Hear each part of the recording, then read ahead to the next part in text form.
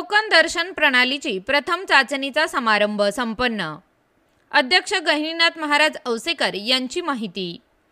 वारकरी भाविकांना प्राधान्य, मंदिर समितीमार्फत आवश्यक सोयीसुविधा उपलब्ध। पंढरपूर दिनांक 15 श्री विठ्ठल रुक्मिणी मातेच्या दर्शनासाठी येणाऱ्या भाविकांना जलद व सुलभ दर्शन व्हावे यासाठी मंदिर समितीमार्फत टोकन दर्शन प्रणाली विकसित करण्यात आली आहे। सदर प्रणालीचा प्रथम चाचणीचा समारंभ आज करण्यात आला असल्याची माहिती मंदिर समितीचे सह अध्यक्ष गहिनीनाथ महाराज औसेकर यांनी दिली। या टोकन दर्शन प्रणालीचा शुभारंभ गहिनीनाथ महाराज औसेकर यांच्या हस्ते व सदस्य महोदयांच्या उपस्थितीत संपन्न झाला। हा कार्यक्रम श्री संत ज्ञानेश्वर दर्शन मंडप पंढरपूर येथे सकाळी 9:30 वाजता संपन्न झाला।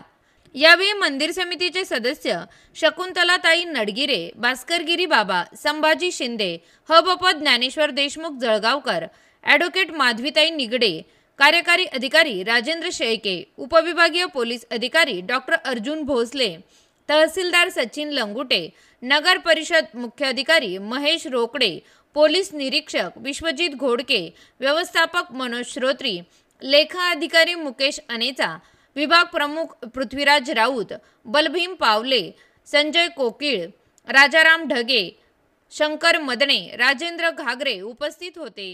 यावेळी